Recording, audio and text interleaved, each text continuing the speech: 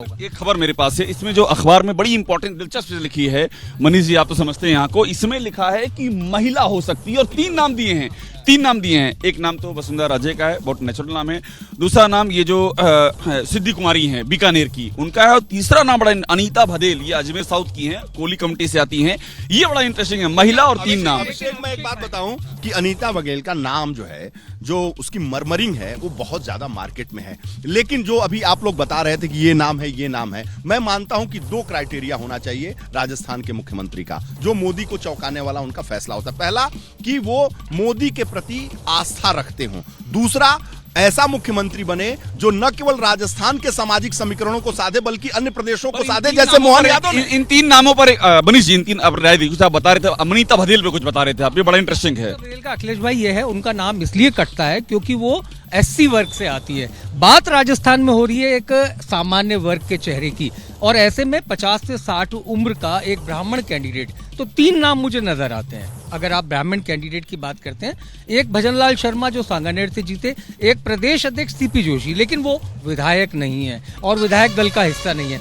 दूसरा नाम एक चौंकाने वाला शत्रुघ्न गौतम, जो केकड़ी से रघु शर्मा को 2 बार हरा कर आए, महज 47 साल के हैं, संसदीय सचिव। एक बात और समझाऊंगा कि यहाँ पर अभी तक कोई जाट सीएम नहीं हुआ है, और जाट अखिलेश भाई जाट बहुत जीते हैं बीजेपी से। मेरा सवाल नीरज ये है, नीरज अपनी बात आप रखिएगा, लेकिन एक सवाल मैं बोल दूं, चूंकि यहाँ जो चर्चा और उसी से बात निकलकर सामने आई है। हमने छत्तीसगढ़ में देखा आदिवासी सीएम, मध्य प्रदेश में ओबीसी, तो यहाँ क्या महिला का नंबर आ सकता है? देखिए, महिला बनाना अनिवार्य है, इसलिए बनाना अनिवार्य है क्योंकि महिलाओं के लिए हमेशा बीजेपी सरकार काम करती रही, और महिला बिल इतना बड़ा, तो अगर आप नहीं बनाएंगे तो कल विपक्ष आपके ऊपर सवाल खड़ा करेगा कि आप महिलाओं की बात करते हैं सिर्फ और सिर्फ चुनावी वादे के लिए। महिलाओं का कहीं सरोकार आपका, महिलाओं का उत्थान आपका, तो ये कहीं ना कहीं आरोप लगेंगे भाजपा सरकार में। दिया कुमारी का नाम नहीं ले रहे हैं आप, ये मुझे हैरानी हो रही, किसी ने नाम नहीं लिया दिया कुमारी का भी। पास में दिया कुमारी का घर है। ये दिया कुमारी भी एक मतलब कैंडिडेट हैं, उनको आप रूल आउट नहीं कर सकते। नाम नहीं ले रहे हैं कि मोदी जी वही फैसला करते हैं जो अखबारों में हेडलाइन बन जाती है, जो टीवी में हेडलाइन बन जाती है, वो कतई नहीं होता है। गुजरात के एक बड़े पत्रकार ने कहा, जब मोदी जी मुख्यमंत्री थे तो हम लोग गुजरात इलेक्शन कवर करने गए, तो उन्होंने कहा कि मोदी जी टीवी और अखबारों के हेडलाइंस को झूठा साबित करने में उनको आनंद की अनुभूति होती है। अब अखबार पढ़ते रहते हैं कि भाई हेडलाइंस क्या है, उसको हटा दो। चर्चा होगी, वो नहीं होगा। हम 5 लोग बड़ी गहराई से चर्चा कर रहे हैं, और वहाँ 8-10 लोग देखिए कितनी तल्लीनता से सुन रहे हैं। लगता है उनसे एक बार हाँ पूछना चाहिए। लग रहा है कि कांग्रेस को चौंकाएगी भी इस बार बीजेपी, कंफर्म चौंकाएगी, और यहाँ देश के प्रधानमंत्री जी ऐसा स्टेटमेंट आएगा जैसे कल छत्तीसगढ़ में यादव जी को बनाया है, मध्य प्रदेश में यादव जी को बनाया है, तो उसी प्रकार से राजस्थान में भी एक नया चेहरा आएगा। वसुंधरा जी का नहीं आएगा क्या नंबर इस बार? वसुंधरा जी जो है वो अब पुरानी चीज़ हो चुकी है। अब जो नया चेहरा है सब आदमी देखना चाहते हैं, और नरेंद्र मोदी जी का जो है वो किसी को पता नहीं रहता कि वो क्या कह करके चौंकाएंगे किसी को। इस टी स्टॉल पे तो वसुंधरा राजे चाय पीने के लिए आती रही हैं। लेकिन हम चाहते हैं कि कुछ नया चेहरा ही सामने आए, और वैसे भी मोदी जी चौंकाने वाले के नाम से ही जाने जाते हैं मोदी जी, तो कुछ नया चेहरा ही आएगा। हम चाहते हैं कुछ अपने राजस्थान में कुछ नया चेहरा, कुछ बढ़िया दमदार करके। आपके दिमाग में क्या चल रहा है इस वक्त आज की सुबह? हमारे दिमाग में वसुंधरा का चल रहा है। वसुंधरा जी होनी चाहिए जी। सर जी मुझे कम से कम सन 92 से ड्यूटी करता हूँ मैं, लेकिन गवर्नमेंट सर्वेंट नहीं हो चुका हूँ मैं। ये भाई सब बैठे हैं, सब जानते हैं मुझे। क्या लग रहा है सीएम कौन बन सकता है?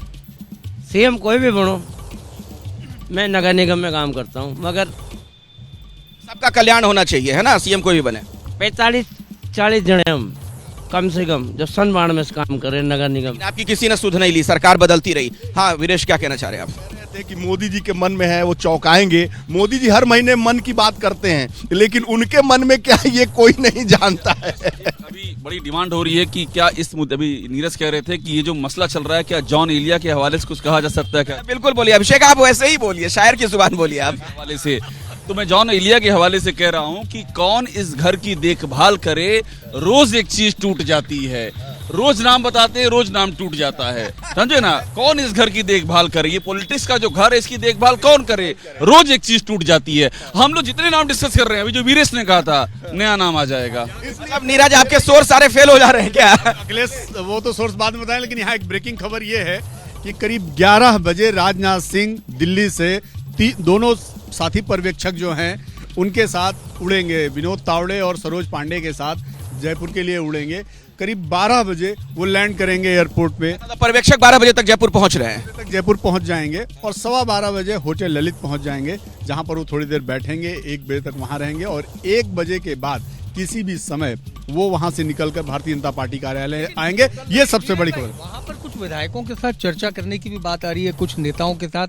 तो ऐसा तो नहीं है कोई विधायक दल की रूपरेखा वहाँ बनाई जाएगी? राजनाथ सिंह का 1 to 1 मिनट टू मिनट कार्यक्रम आ गया है। मैं आपको हम दिखा दूं, 12 से 3:45 तक ललित में रहेंगे, कार्यकर्ताओं नेताओं से मुलाकात। ये जो 3 घंटा जो मनीष कह रहे थे, पौने ये जो मुलाकात हो रही ललित के अंदर होगी उनकी, ये बहुत इंपॉर्टेंट है। इसमें बीजेपी के महत्वपूर्ण नेता राजस्थान के होंगे और एक तरह का आखिरी बैठक है, आखिरी बैठक होगी निर्णायक फैसले के लिए। थोड़ा सा साहित्यिक हो जाएगा, आखिरी बैठक नहीं कहेंगे हम। बैठक राजनीति में कहाँ कोई आखिरी होती है। महत्वपूर्ण बैठक होगी, इसमें बहुत सारे फीडबैक होंगे। इसमें बहुत सारे डिटेल्स चर्चा होंगी, लेकिन एक बात तय है कि सीएम कौन होगा, एक आखिरी फोन आएगा।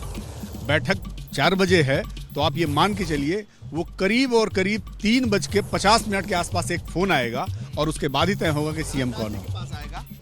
किसका वो तो नीरज भाई राजनाथ सिंह जी के पास आएगा और वो आएगा जेपी नड्डा जी का फोन, क्योंकि अभी तक दोनों राज्यों में जो हुआ है वो ऐसे हुआ है कि बैठक के ठीक 10 मिनट पहले राजनाथ जी का फोन पर्यवेक्षक के पास जाता है, यानी नड्डा जी का फोन पर्यवेक्षक के पास जाता है और उसके बाद वही तय हो जाता है। यानी कि हमने देखा कि 2 बजे से बैठक थी छत्तीसगढ़ में, तो 2 बजने में 10 मिनट बाकी था, उसी समय जेपी नड्डा जी का फोन ओम माथुर के पास। जैसे ही घड़ी का काटा दोपहर 2:30 पे आए, बबीता जी का दिल सास बहू साजिश के लिए मचल जाए।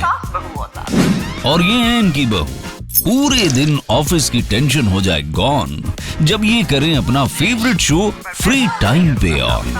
इनकी तरह आप भी देखें अपना फेवरेट शो अपने टाइम पर और डाउनलोड कीजिए एबीपी लाइव ऐप अपने स्मार्ट टीवी पर।